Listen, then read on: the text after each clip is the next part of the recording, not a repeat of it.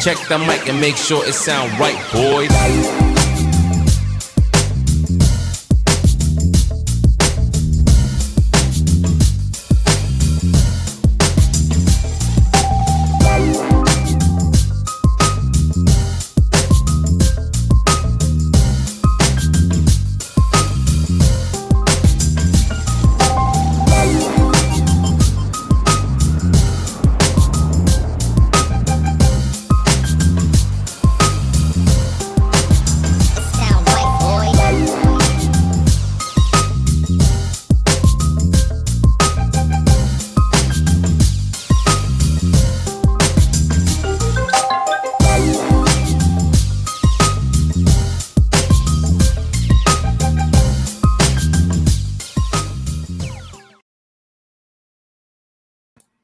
Right on, writers, and welcome back to the Books by Adrian Author platform. I am your host, Adrian Santiago.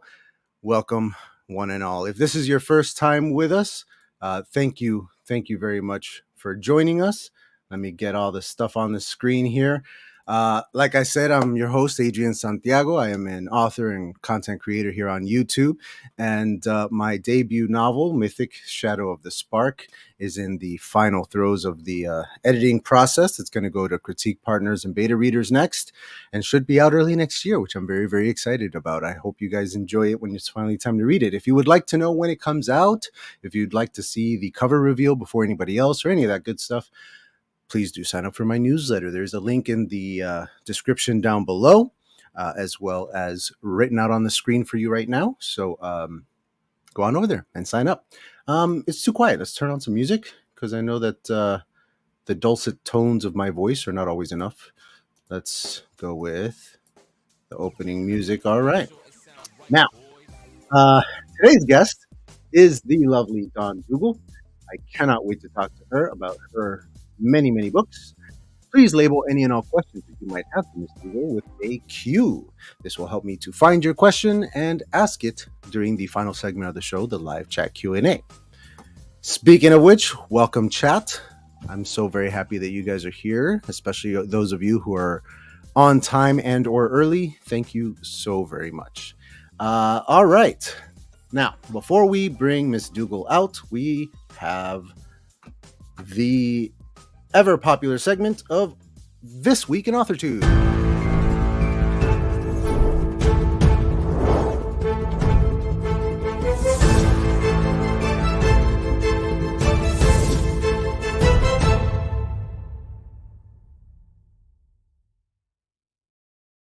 All right, This Week in AuthorTube. First up, let's put the background on. First up, we have, here we go. As long as you're enjoying the process. Quiet. You're supposed to be silent when I bring you on. All right. So we have Mr. Jed. 1 second here. For some reason. There we go. Okay. So we have Jed Hearn's channel. He recently hosted 3 other authors, and they were talking all about, I will throw it up here, what to do when your writing goes off track. It was kind of a live chat Q&A type dealy, although it wasn't live, it was pre-recorded, so it was nice and edited. And Mr. Jed Hearn is a new favorite of mine. He has a great video on his channel about writing like Neil Gaiman. So go check out his channel. If you're not subscribed yet, sign up and tell him who sent you.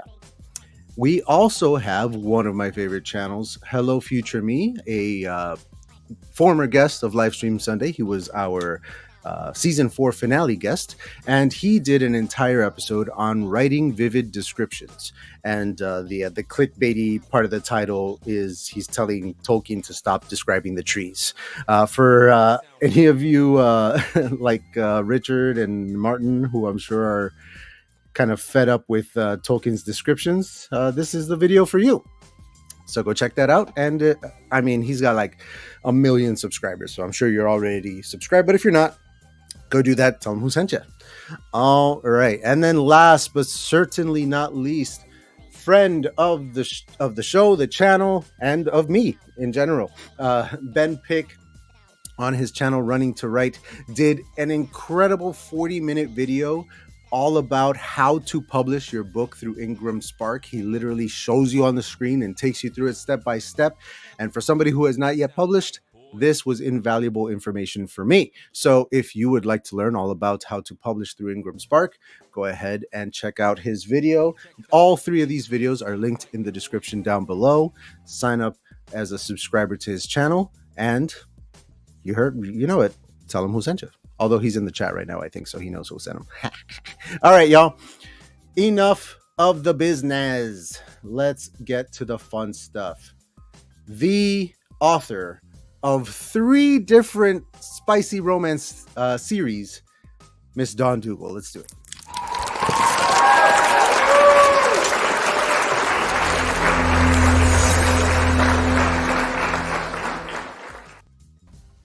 I need that intro all the time.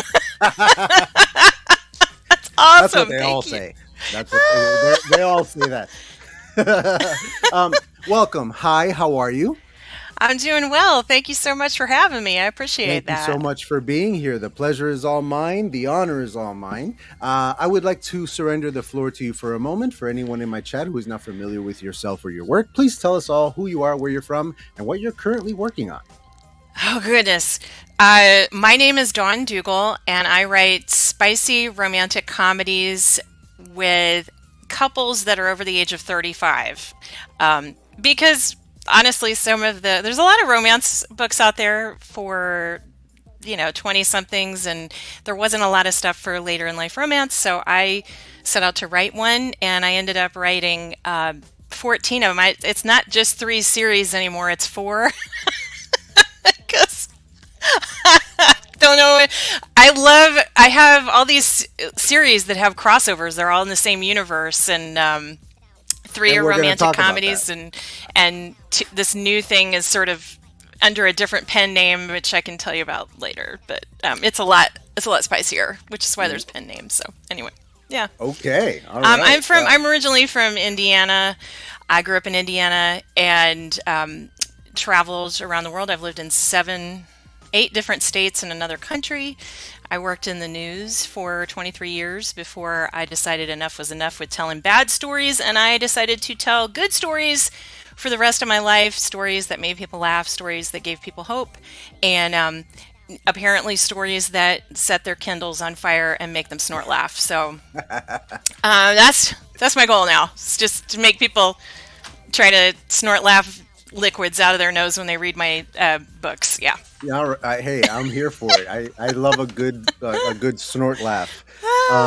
Well, since we're on this whole thing and we're going to be going, actually, you know what? Before we dive into the interview proper, now that we have met you, let's go ahead and acknowledge the chat, because some of these folks are here excited to see you.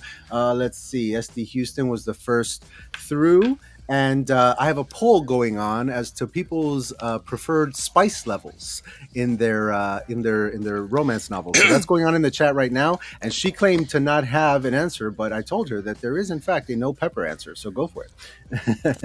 Oh, she doesn't mind the pepper. All right. Well, now I'm getting to know you a little better, Shannon. I always thought that you. Pepper's good. Pepper's good. Yeah. Yeah, there's pepper. There's gonna be pepper in my book. Ben Pick, welcome. Hello, thank you for coming out. Jennifer Fuller, welcome. Thank you for making it. Is this one of yours? Jen is one of my friend, not just a friend, but she's a fellow author. She's a mystery thriller author, and she's fantastic and just has the best attitude about life. So I'm glad to call her a friend. Wonderful to see you through these parts, Jennifer. Don't be a stranger. Sign up, and we'll see you again and again.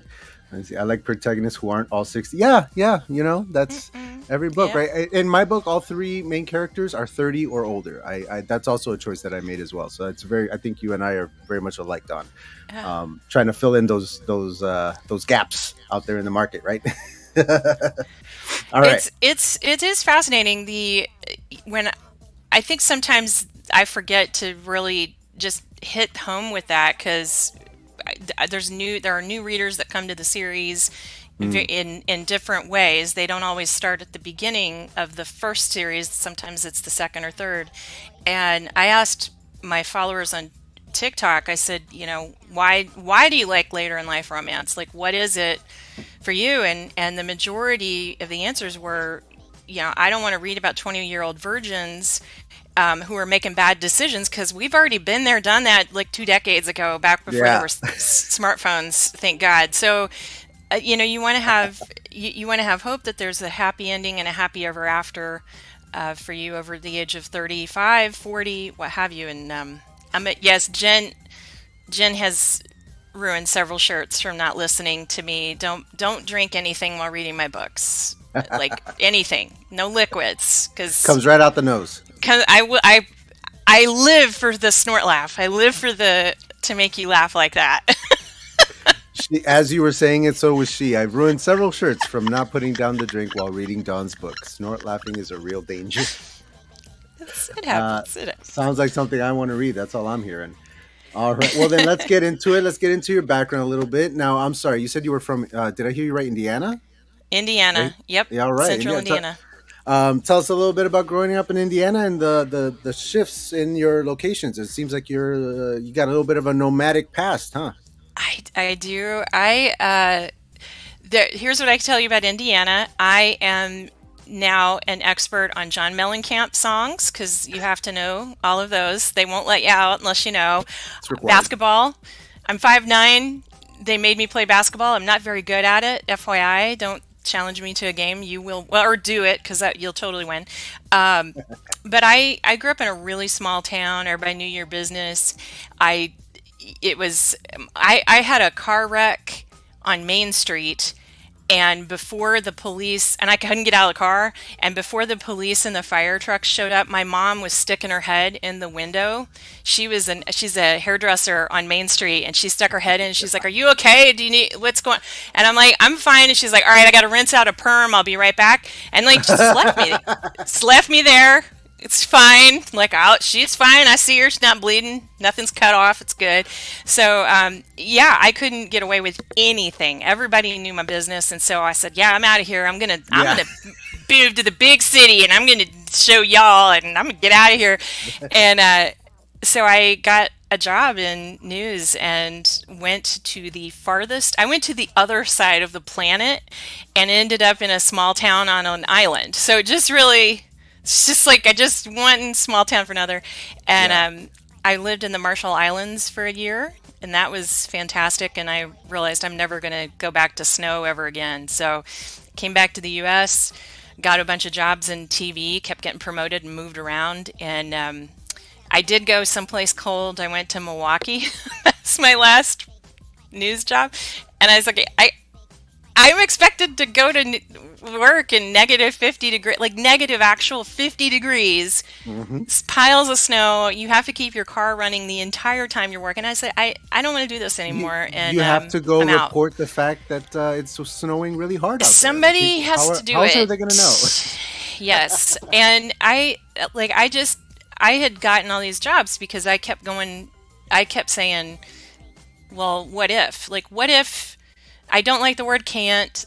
People would say, oh, we can't do that, or we don't have the money to do that, or whatever. And I was like, all right, well, what can we do? Like, what if we tried this? I love when these little guys came out. I thought, oh my God, do you know how many times I have like duct taped and like dreams made something happen for a live stream? Like, it's just incredible to me. And this isn't back in my day, we had to put a transponder on a bus, which we totally did, but it's, that's a long time ago. But I had some amazing jobs. I met some amazing people, but news just got to a point where I just did not want to tell. You tell the worst stories. You tell the worst stories there are. And so I said, you know what? People asked me to teach them how to tell stories and for their business. And so I was doing that. And then the pandemic hit. And I said, well, crap. Because I can't travel. I couldn't travel to do these consulting things or speeches. Changed everything, yeah. I had to change everything. And I was, bless her heart, Jen has heard this story before. I was saying, for a long time I had wished, what if I wish I had the time to write a book. Wish I had the time. If only I had the time to write a book. Man, I would write the book, and then I got my wish. And I manifested that, and the first 6 months, I basically sat around feeling sorry for myself and watched a lot of Netflix. And finally, I said, "Yeah, I can't do this anymore. I'm going to quit my Netflix subscription. I'm going to read more, and this is when I'm going to write this book." So, I don't think uh, I've ever heard anyone say I quit my Netflix description I did.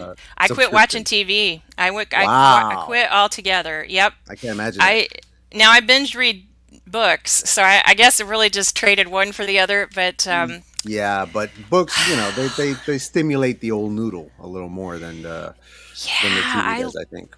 and and it's not a constant. I think there's a big difference and I worked in TV. I worked in TV for almost 3 decades, so Yep, I I'm a know huge I movie started when guy. I was five. I love I love movies and movies, TV. but it it's this constant. It's very passive. It just comes at you. It's just you. There's no. You don't really have to imagine things that are there. In books, you have to Yeah, it's all imagine in you. your head what You're the the director, author the is trying to actor. say. Yeah, you're the sound crew, you're the lighting guy, you're everybody up there, and it requires more of you. And again, I'm a movie guy, I'm a TV guy. I love stories in all forms, so of course I love those. But you're just ingesting something that's already like imagined by somebody else, whereas a book, man, like that's all you, you know. It was just this noise and it was this background and it was always on and I wasn't stopping. I was, I'd say, yeah, one more episode. And Yeah.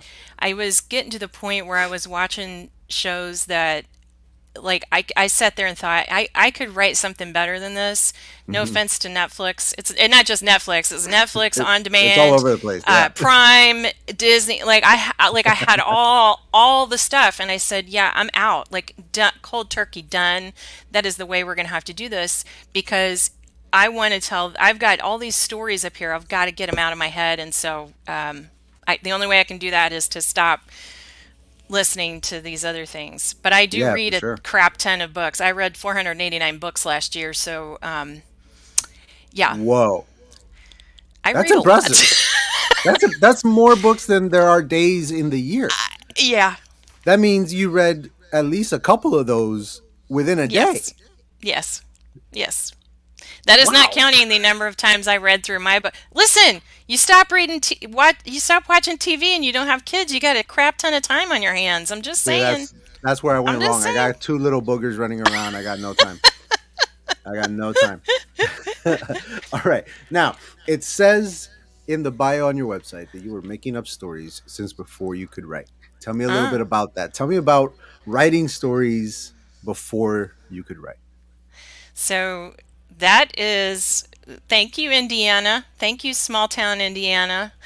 We didn't have cable. This is probably why I went crazy with TV when I'm I getting got a out of theme school. here. It's like a Yeah. total theme, right? When I grew up in Indiana, we had 3 channels. This is before even Fox was in the mix. I mean, when that came out, and you were just like, what is this? What is this? Mm. What is this magic called The Simpsons? Oh my goodness. Uh, we didn't have cable. My parents refused to get it, and our entertainment was go outside and play until the lights came on.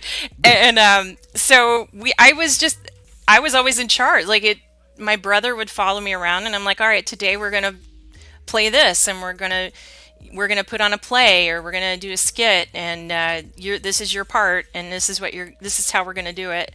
And I did this all the time. I've been bossy for years, and just been bossing people around with stories for my whole life. But I've been just making up stories because I just, it's that what if, like what if we did it this way, or what if that story was different, or before I could read, my dad would read me books and I would just make up the ending. Like I couldn't always remember what the story was about, and I would just like I'd just make up my own. I would tell him the story, and he was very patient and let me tell his stories. I think he might have been asleep. They I pre- don't know. He could have been totally asleep and just been like, "Yep, as, And as here as I a think we had dad, this moment. he was Yeah. either incredibly engrossed or he was kind of faking it a little I bit think every he now was and then. probably Every now out. and Every now and then he was probably, yeah, honey, that sounds great. I've got a 7-year-old and a 3-year-old, and so the 7-year-old is just starting to like have more and more complex thoughts and questions, so he never stops talking. And the 3-year-old just learned to talk, so he never stops talking. So it's one of those things where I love listening to their voices and I listen to everything they say, but sometimes I'm like, I didn't even hear the last 3 paragraphs you said, buddy. Sometimes it just goes right back. It's just white noise because it's always on. I think as a parent, you're trained for keywords, much like it's a lot like listening to a scanner in a newsroom. The scanner, but when I started in news, the scanners weren't encrypted. You could hear everything and they would just go all the time. And it was background noise. And you just like, wait a minute. I know that 10 code. That is not good. We gotta roll. It's like everybody in the news is like, oh, same thing with parents. Yeah. Blah, blah, blah, blah. I'm like, it's too quiet. Why is it too quiet? What do they do? The silence is the worst. The silence? That's a line. That's a sign. It's the worst. It's the worst. It's the most terrifying sound in a house with children is silence. Just like an hour and a half ago, my wife and I are in bed watching Scrubs. The kids are in the living room, supposedly watching TV, but we're hearing stuff banging around, stuff falling, stuff that, like, if you heard it out of the context of having children, you'd be like, oh my God, is somebody hurt? But we're like, it's fine, it's fine. And then they got real quiet for a second. We were just like, yeah. One of them tells you, it's fine. And you're like, I didn't ask if you were, like, why are you unprompted telling me this? What? Oh God, it's like this detective series now. You've got to go chase down what has happened. You gotta investigate. You got to figure it out. Stay on your toes. Yeah. So, are you now officially a full-time author, or are you still like juggling some other type of work? And are you self-published or traditionally published? What's going on in all that? So I am 90% full-time. Very nice. In and of itself, it does not mean full-time. I have a consulting client from a holdover from where I teach business storytelling for small businesses, and I've helped some authors out. But I've had this one client for 3 years. 4 years. Oh my goodness, 3 years, a long time, and have taken her. I helped her take her business from local to international. She's an artist. She does online classes, so I helped her with the video production of her classes and the marketing for that, and have been really kind of considering doing that for authors, like something very specific. I get that request a lot. And I love doing it. I love teaching people how to use video to tell a story, what to say, why you do what you do, where to put it, that kind of thing. Mm-hmm. But I'm a full-time author, and I also have this other like job because I'm not making John Grisham money yet, fingers crossed. Sure. And by the way, I know I'm over here like I quit my Netflix subscription, but if Netflix came to me tomorrow and said, hey, we want to put Flamingo Cove together as a series, I'd be like, let me talk details, tell me more. Yeah. Just back the truck full of money onto my lawn. Just back the money up.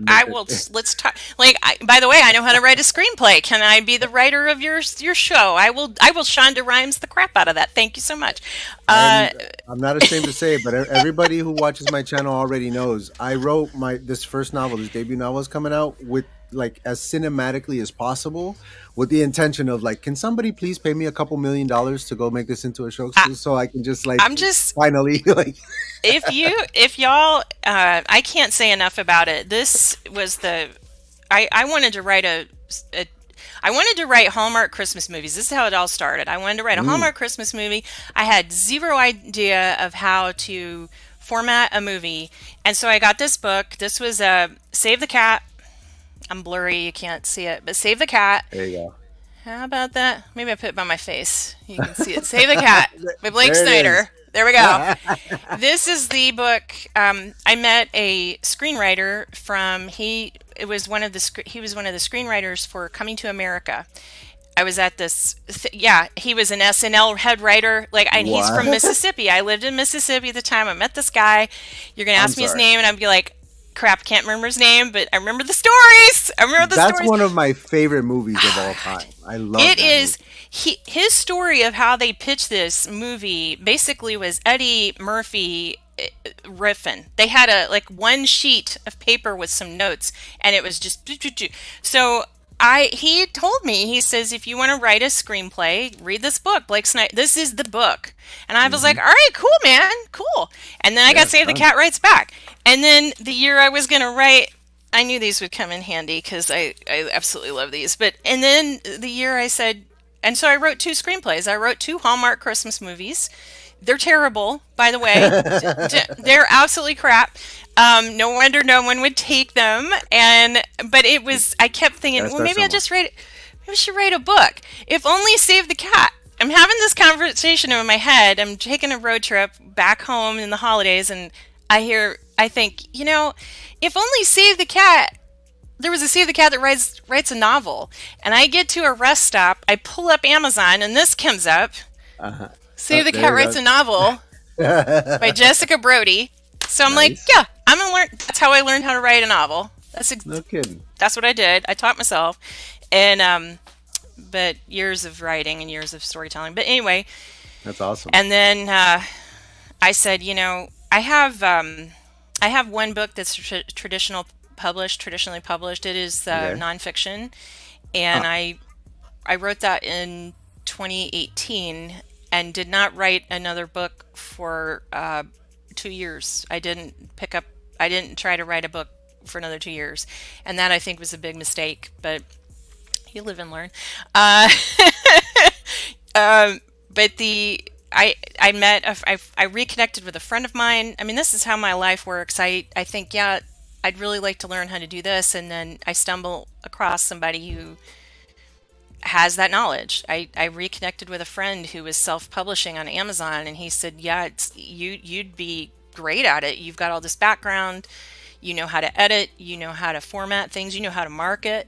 So, I mean, you're doing that anyway with your traditional book. Why not get paid more for it? And I said, man, you're a genius. Where were you in 2018? So, so all but one of my books are self-pub, and I think it gives you a lot of flexibility. There's a lot of work to it. Oh yeah. You'll tear your hair out, and at some point you have to decide just how much. What is the priority? What are the priorities? What can you let go? What can you just?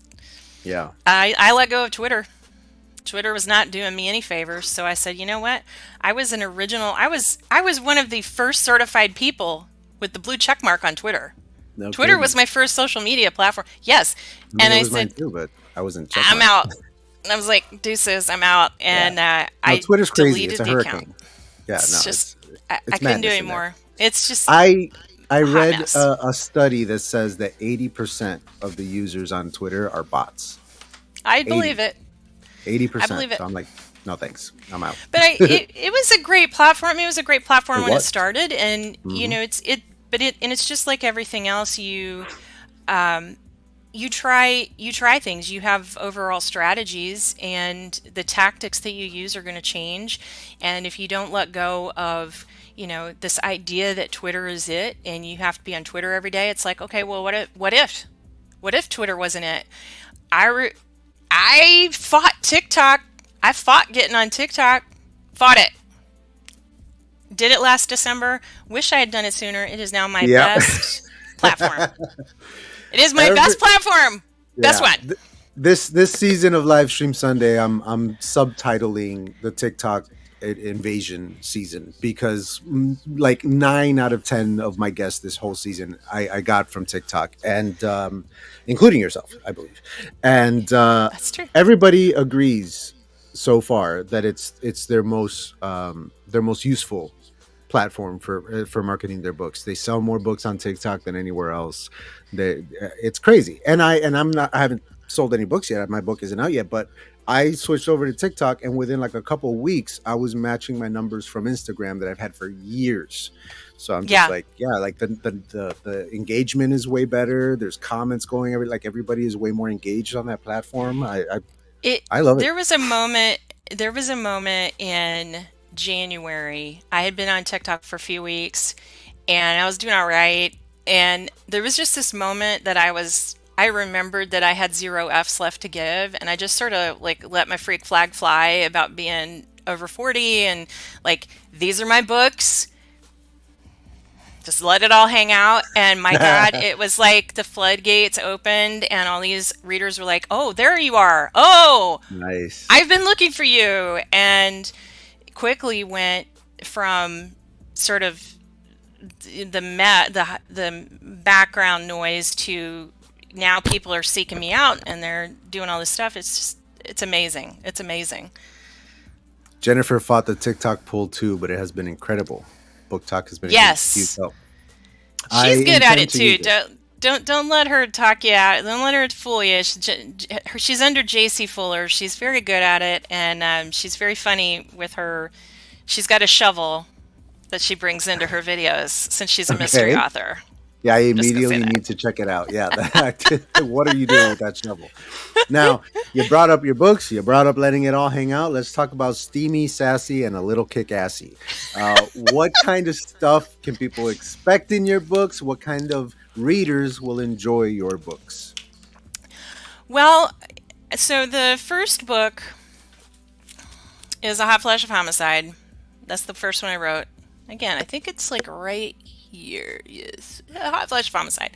And this is Wisdom Ward, Wisdom, WYSDOM. She just turned 40. She's got perimenopause, and she liberally uses the F word. She hooks up with the God Among Men at a bar, and he becomes her birthday present, and they have this no-name hookup that she runs off on, and then she has to arrest him.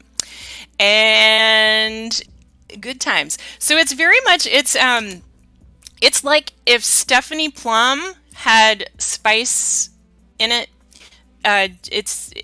Stephanie Plum was 40. Is very much the first is the Flamingo Cove Quartet. It is a 4-book romance. So there's a cliffhanger at the end of book 1. It is happy for now, but the God Among Men does something kind of stupid, and you have to read book 2. I own it. I don't know that I would, do it again that way. I've not written any cliffhangers since because I got a lot of crap for it. Yeah. Because I didn't tell anybody. I didn't tell anybody what I was doing. I was just like, here's a book. I'll have book 2 eventually. And they were like, what are you doing? There's a cliffhanger. And I was like, yeah, because I need you to read book 2. I'm not sorry. Read book 2. I am sorry. I should have mentioned it. And it's like, okay, you live and learn. But Wisdom Ward is sort of this. She's had one too many men tell her to calm down. Her ex-husband is after her, and he's also her boss. And she's just sort of this. She's in this sort of in between, and she's held her life on hold for all these years. And now both of her younger brothers have made detective. She's still a police sergeant. Her dad is the police chief. Her uncle owns this bar. He's a hoot too. And just the whole cast of characters, they want her to succeed, but she's got to choose it, and she's got to kind of embrace that happy ever after. And that's why I think it works as a happy for now and this sort of this happy ever after in progress. There's never a question that she's going to end up with this guy. It's more of a matter of how many bodies are going to fall in the meantime?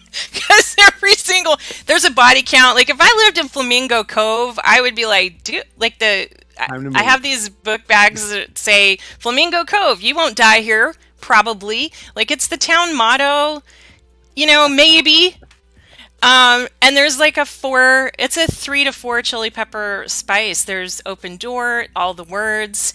Again, didn't set out to write that. It wrote itself like that. And so, and then that was the Flamingo Cove Quartet. And at the end of that, then the God Among Men has 4 sisters and a wackadoo family, and all the sisters got books. So that's the Saber sisters. And and both of those series are more, they're romantic comedy with murder mysteries. There's a lot more suspense in them.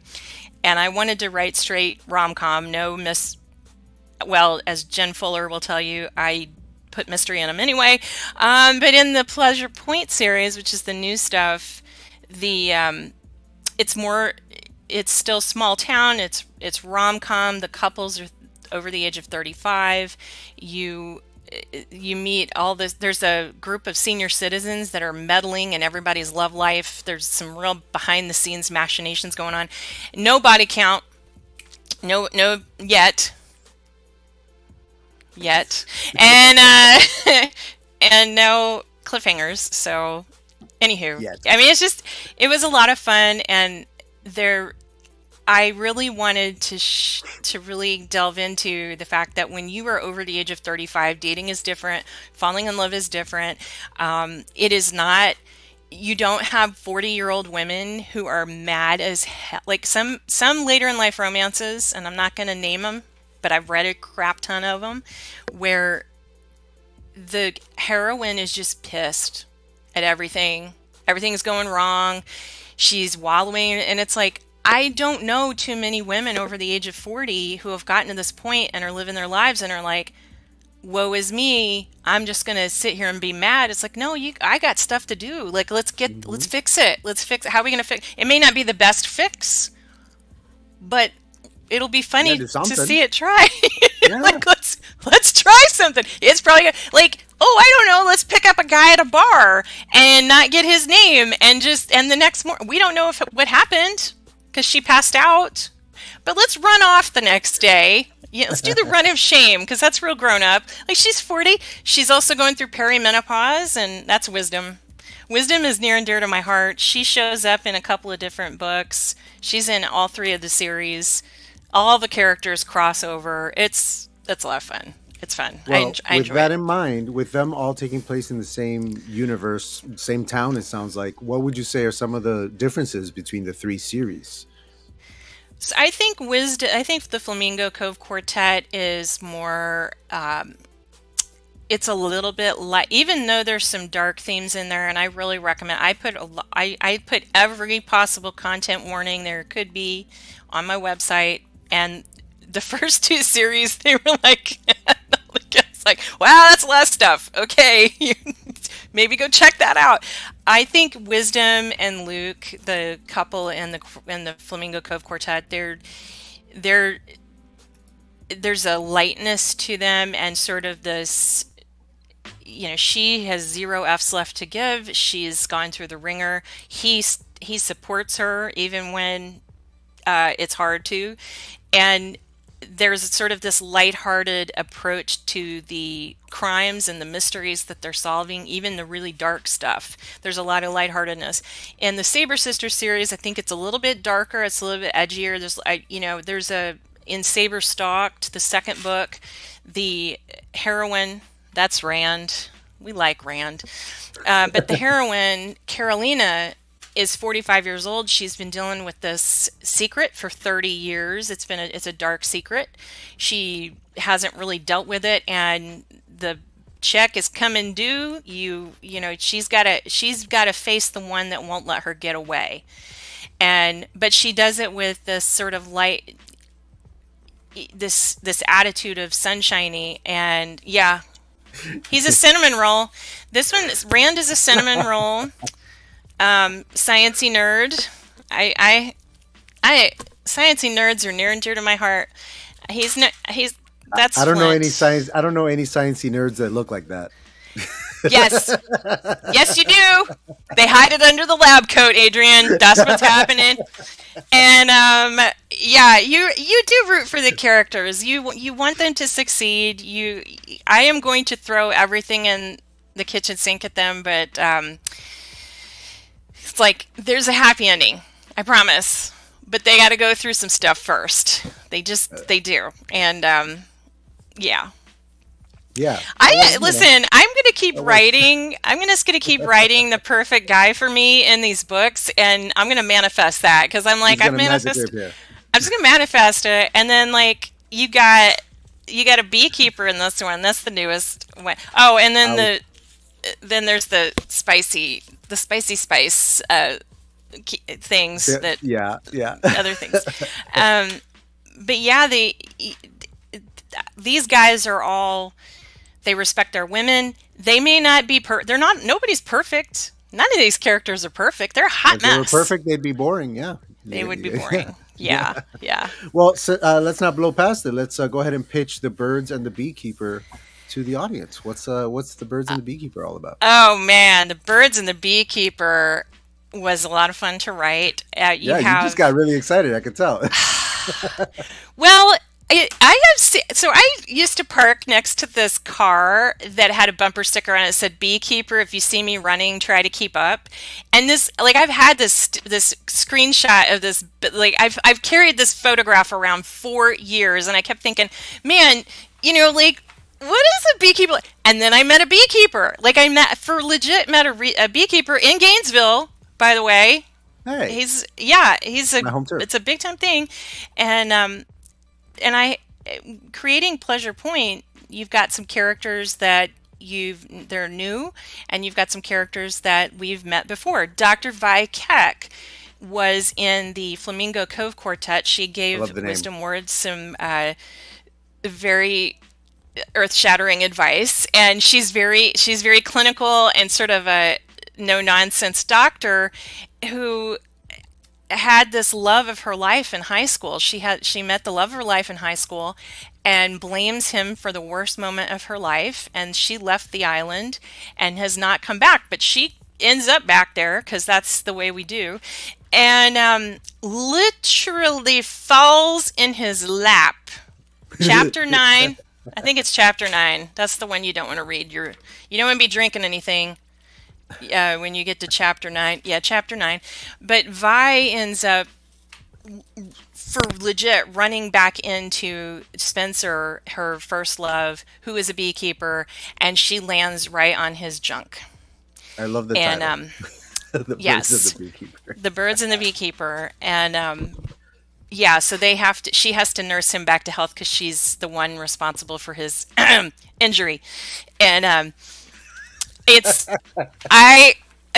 seriously writing that scene, and I had written the first, like, the opening scene of the book is also a snort laugher because it was inspired by some true events, and I had lunch with a nurse. I had this inspiration. I came home, I wrote the first 2 chapters of that book before I had even written anything else in Pleasure Point, and I was like, I don't know where I'm going to use this, but this is hysterical, and I think this is Vi's story. So yeah, funny how they just kind of like snowball on you, huh? They do. And at the end of The Birds and the Beekeeper, I was going to go to book 4 was going to be something different in Pleasure Point, and I got to the end. I got to about the 75% mark, and one of the other characters said, "Hey, what would be really cool is, that whole plan you had for my book, let's totally throw that out and let's do that next and, like, just blow that other story up." And I said, that sounds really good. Let's do that. So it's a great idea, fictional character that that's lives in my good brain. idea. Fictional voices in my head. Let's write that down. And you have no idea how many authors have come on this channel and said that same exact thing, and then they won't shut up. Me to do it. Yeah, they will not shut up. And thank goodness my characters are. I tell you, the loudest one has been Saber Fool's Day. That was Riker. There's Riker. Let me show you Riker. Riker. I just love that tattoo. I'm not getting it, but I like it on him. And by the way, I saw this guy, this real life person, like, with his actual head, and I was like, oh, that is not what I thought he would look like. It's a cover artist. But Riker and Kat in that book were very loud about their happy ever after and their happy endings, and would not shut up. So I ended up kind of really pushing through on the end of that one because they wouldn't leave me alone. I couldn't sleep. I'd wake up at 4 o'clock every morning and have to get up and get doing it because otherwise the story it gets louder and louder and louder, and if you don't write it down, it's unbearable. I know the feeling. There's some doctors, there's probably some psychologists going, "Oh, you don't say. We have medicine let's have a for talk. that. Let's chat about that." Yeah. Yeah, I mean, I know how you feel though. Like I had at least one character that lived in my head for years, and I kept trying to stick her in different stories, and she never quite fit. And then when she finally did, I'm like, oh, here's my novel. Here we go. You know, like it's weird how that happens. Yes. Now, you talked a little bit about your past in journalism and how you wanted to leave the bad stories behind and start writing some happy ones. So, how has 23 years in journalism shaped and affected your fiction? Who says it's all fiction? I'm just kidding. I joke that like I get a lot. There's been a lot of inspiration. One thing that you'll notice in my books is that the women have a lot of our female characters. A lot of the women characters have some pretty crappy jobs. They've been treated pretty poorly, and I may or may not have been inspired from some jobs that I've had, and one in particular in Hard as a Rock Star, the really craptastic scene at the beginning. Hard as a Rock Star, that's Pleasure Point book 2. Love it. Right there. And by the way, everything in Pleasure Point, all the covers are phallic. That's Well, you gotta. You got Amazing Pirate Treasure. That's some very happy pirate treasure right there. Yeah, that's some pirate booty there. Yeah, it's the booty, and then you got your microphone, and you can see the birds in the beak. I told my cover artist, I said, "Hey, I want things that are phallic but not phallic. So you just make that happen. Just go." And he's like, I don't know what you're talking about. Yeah, I don't know what that means. This isn't awkward at all. Like, it's my friend's husband, and I'm having this really random conversation, and he's like, "This isn't weird at all. This is so normal. This is so normal." He probably thinks it's a little weird. But in Hard as a Rock Star, the opening scene is just it's a terrible moment. It was inspired by a real thing that happened to me, and I wouldn't wish it on anybody, but I love writing the kind of, the justice of it, how she rises above all that. We all want that in our lives. So, as for the journalism part, there have been some crimes and some things that I've covered over the years that either were solved or, a lot of them weren't. Yeah. And so I kind of got some inspiration from there. The guy in A Crazy Midlife Miracle. So the book 3 of the Flamingo Cove Quartet is probably the darkest of the series. It deals with child trafficking. I'm not going to sugarcoat that. You'll see that in the trigger warnings. But I wasn't going to do that story. And then that story sort of it made itself known that we needed to talk about that, because when you hear about trafficking, a lot of times you think about women and you think about girls, but there's a lot that goes on with boys, young boys, teenage boys, and so that was the angle I took, and that was something that I had learned in my years of journalism. I worked very closely with the Missing and Exploited Children, National Center for Missing and Exploited Children, and RAIN. And Center for Violence Prevention in Mississippi. These are all near and dear to my heart, stopping these things. So if I can tell a story that kind of raises awareness about it, and there's some happy endings for those individuals, then let's do that. And so yeah. But they're also funny. But not funny. But like, not the child trafficking part. Like, not that part. But there are some things that I've learned along the way, and some, sometimes there's some crimes that you get in your head that are, like, you have this sort of idea of who the victim is or who the survivor is of that, and I've learned along the way that victims don't always look like that. They don't always react like that. People who are victims of assault don't always deal with it the same way. So I mean, it's a way to really raise awareness about it, but also have to tell a story and to show that these characters have lives that are more than two-dimensional. So anyway, right on. Nice. It took a sad turn, but anyway. I'm a Libra, so whenever I ask a downer question like the last one, I like to bring it back up. So, what's your fondest memory or favorite story written as a journalist? Let's put a nice happy cap on the journalism part. I think that the fondest thing that I have about journalism is, you kind of go into, I was a producer and then I was in news management where I was sort of in charge of these newsrooms, and you kind of get very isolated. You don't always see the people that you impact with your storytelling as a journalist. And I've been blessed to talk to some of the folks who have seen my stories over the years and have heard how that made their life better, how it changed their life, and it doesn't seem like, that little story is going to make a big difference, but you just never know who you're going to connect with. And brings me to tears every time. You hoping it was going to be a happy story, and then I'm like, it's just emotional, and you're like, oh my God, it's so great.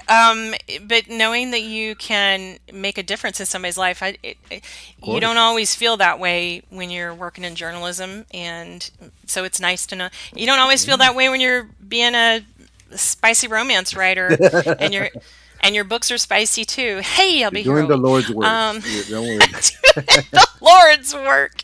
So it's nice. It's nice. Anyway. All right. Yeah. Now, my motto is, if it's free, it's for me. I saw that there is free stuff on your site. Tell the people at home all about the free stuff that they can get going to your website. Yes. I have a VIP reader group, which is free, and it's called the Fab Flock. And every Friday I send out a newsletter called WTF, which stands for What the Flock. And you go to dawndugle.com/subscribe. And for getting in there, I give you the prequel story to this book. So Rock Saber Sisters is book 1 of the of Saber Sisters. And the prequel story, which is the fling that Flint and Celia have the summer before that book takes place, is called Rock My World.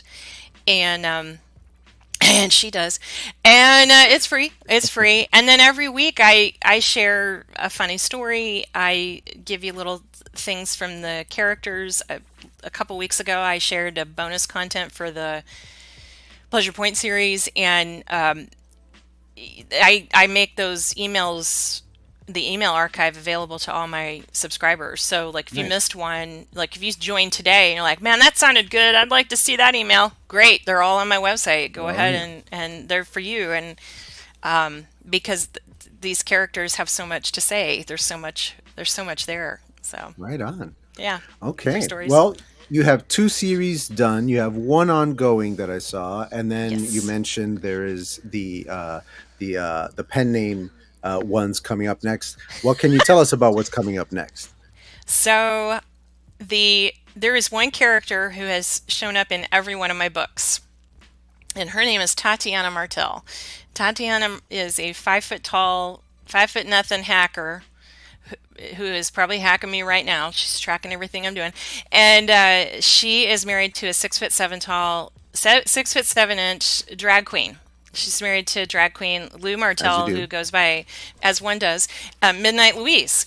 And they're already married. And people are like, well, I want Tatiana's love story. I'm like, she's already married. And they're like, no, we want her story. And I was like, oh my God. Okay. So Tatiana and Wisdom, these two, oh my God, these two, they started talking to me again. I have been working on Tatiana's love story. It's actually a caper with Wisdom and Tatiana is in the middle. She's in a big decision. She is at a fork in the road with her relationship, and we find out how she came to be married to this drag queen, who, by the way, is a Heisman Trophy winner from the University of Florida. BT Dubs. Yeah. He was a linebacker in the house with the Gators. Represent. And because a linebacker turned drag queen, that seems right. So makes perfect sense to me. Total sense. And so I am working on her story. I'm working on book 4 of the Pleasure Point series, which I'm not ready to tell you about, but I will tell you that if you read the books, And I think there's a couple folks who have read all the books that, and you think you know how this character's story is going to go. It is absolutely not. You're going to know that from the beginning. And I think it's a much better story than where we were going to go with it. And I'm go also ahead and going to guess be. that they're going to die. No. Okay. I'm wrong. No way, dice. And I have been kicking around doing a mystery kind of a wisdom word case files, which would have spice in it, but it's not a romance. I don't know. That one's a little like I've got all these case files I can write for her, but it's like where would it fall? Like what would it be? Is it a romance? No, because she's already had her happy ending. But she'll have spicy times in the book, so we will see. But first things first, and then I've been writing under the pen name Kitty Woodcock. It's a true story. The Kitty Woodcock, there she is. It started as a joke in one of the books, and I thought, wouldn't that be funny if that was actually an author, like it's very meta. Everything's connected. So Yeah. I've got a lot going on. And I've got this coming weekend is the Shameless Book Convention, which is the first book convention I have ever been invited. It's my first. That was it's all my spicy. last. That was going to be my last question. Please tell us all about Shameless Book Con 2022. Oh my gosh. Shameless is a spicy romance convention, a romance book convention. And I think I'm actually the least spicy author there. Maybe. I'm definitely like the comedy. Like I'm definitely like the comedy person. Like everybody's got these dark and twisty, romances, and I'm over here like, hey, don't drink anything before reading chapter 9. Hey, these gals are. My guy's a beekeeper. My guy's a beekeeper. Here's Rand. He's a sciencey cinnamon roll.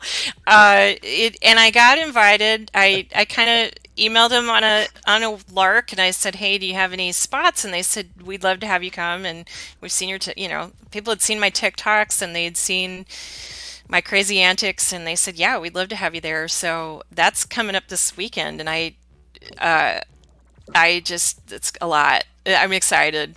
I'm a little in shock. Like I'm still kind of in shock that it's happening.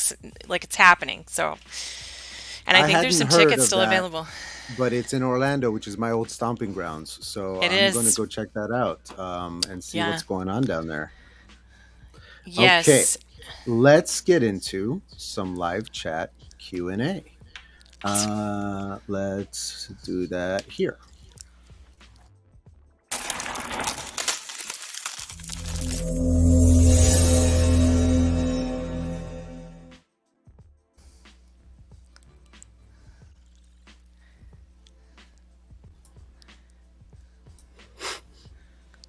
All right. I don't know what's going on with my Wi-Fi. Okay. Shannon, also known as SD Houston, if I can get this thing off of my screen. There it is.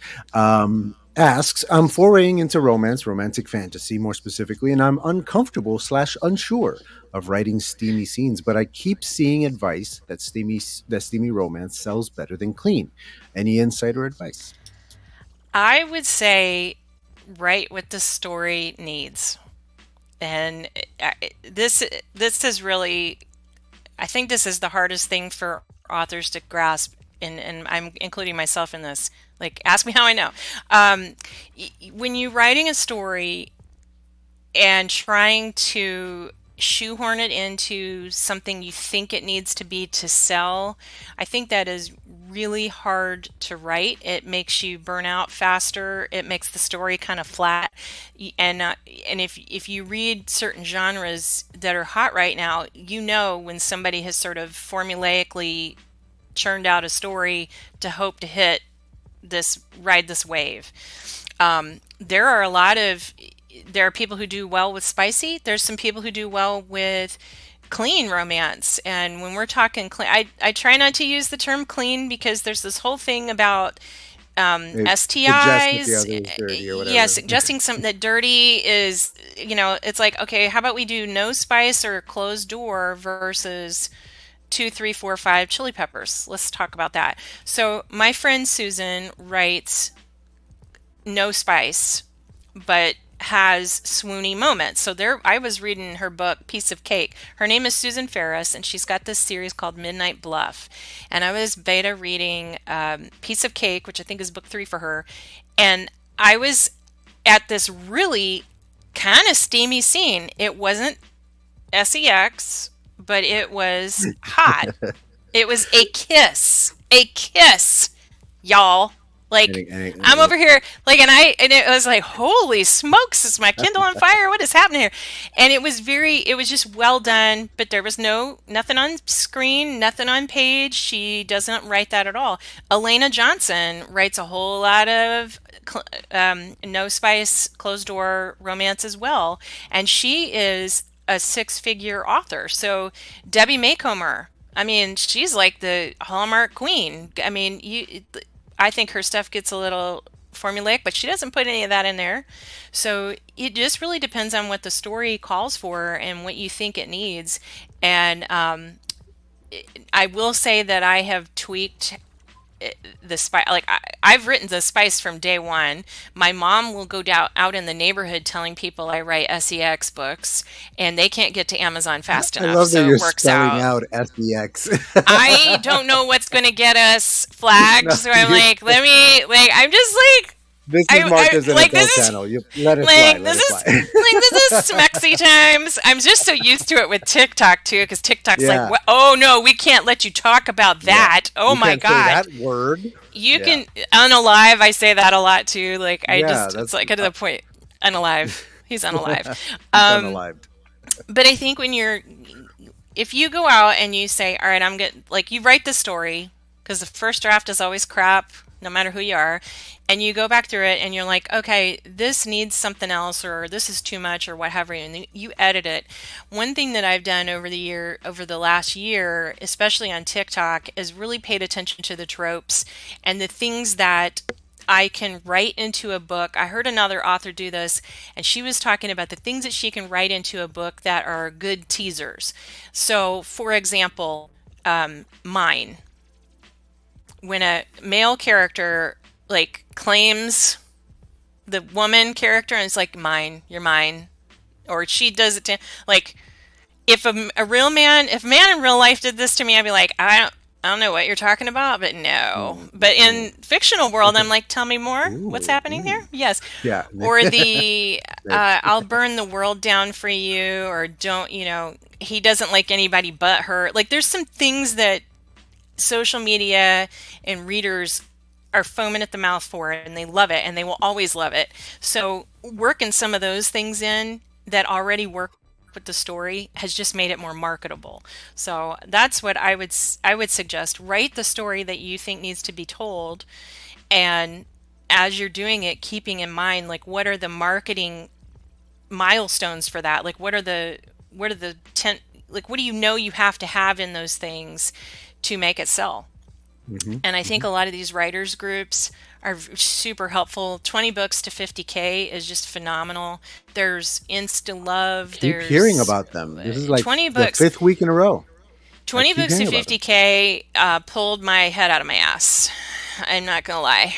Because I wrote a book. I wrote a romance book with a cliffhanger, with no intent, like no plan to release book 2, which is the pineapple one, which is a lot of fun. I like that one. Nice. But it months in between, and then I'm wondering why no one's buying my books. Because they're mad at me. They were mad at me for putting a cliffhanger in that, and I didn't have a plan. So 20 books has been sort of this helpful reality check, I think, sometimes. Now, there's some people in there that like to, be that guy, or that gal, but I think if you take all the advice with a grain of salt, and one thing that I look at is I have Publisher Rocket, so if somebody claims that they have all the answers, but they're making $5 a month, it's like, maybe that's not working as well as you think it is. So I'm like, these other folks over here are making 6 figures. Let's listen to them. So, but you find a variety of authors, and they are so helpful. They're so easy. They're so quick to help. The majority of them are just incredibly helpful. And not me fangirling over here at some of the authors, like, oh my God, I loved your book. Oh goodness, it was so good. I'm a nerd. It's like I'm just totally nerd face. And, you know, So. to add my 2 cents to this whole topic and this question, in my experience as a reader, because again, I'm not published, but as a reader, whether you put in the spicy or the not spicy or the different levels of the spicy, ultimately, I feel like it all comes down to how well you write. If you are writing it really well, if you're writing a damn good book, it doesn't matter how spicy you get. People are going to be into it. I mean, Game of Thrones is one of the hugest series. Song of Ice and Fire is one of the hugest series ever.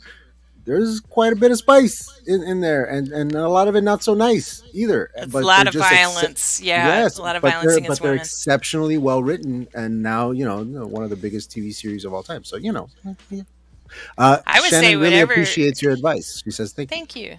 I'd say whatever you do, whatever you do, make sure that the covers and the covers line up with the genre. And this is really important. Put it in the blurb. Put it in the blurb. The marketing stuff that goes with your book, because there are so many authors that are like, I don't want to give anything away, and I'm like, dude, it's a romance. If it's not going to have a happy ending, you need to tell somebody. Like I now am mad when it doesn't happen. Oh no, I'm like throwing stones in my glass house. I'm like, yeah, no cliffhangers. At least tell them. You got to tell them. You brought up the covers, so let's talk about it. Have your more racy covers made it harder to advertise your books? Has it affected your marketing? Well. I'm so glad you asked. I mostly advertise first in series, which is a hot flash of homicide. Nothing. The only thing that's really controversial is homicide. I don't know that I would have put like murder or homicide. You never want to put a weapon pointed at anybody on a cover because Amazon will shut you down fast. But Rock Saber Scissors is the Saber one, and I advertise this one quite a bit. This one got a book bub, and I think 25,000 people downloaded the book. So Damn. He's wearing pants. Is he? He's got pants. There's pants. He's got pants. And his button, I gotta fix this cover. This button is going through the R. It looks like a mistake, and these guys, the covers are gonna get tweaked a little bit, but sorry. I've put a little post-it note over Flint here. That's this book. But also a headless man. But you can't have naked people on your cover. You can't have people doing the deed on your cover. And you can be that author who's like, well, I'm going to do it anyway. And it's like, okay, well, just know that you're not going to be able to advertise that. You are not going to be able to advertise anything that is suggestive, where clothing is not there.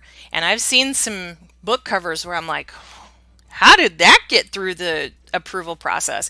So just save it for Patreon. Save it for the Patreon. Our last question, since we are almost done with the show here, comes from your Jennifer here. What inspires your sense of humor?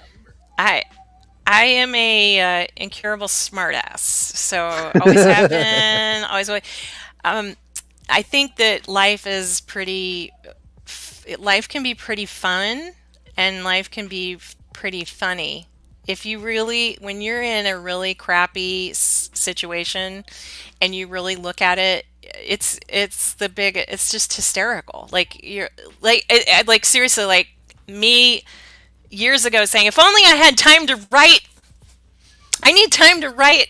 I need time to write. And the whole planet was like, okay, here you go. And the planet was like, all right, here you go.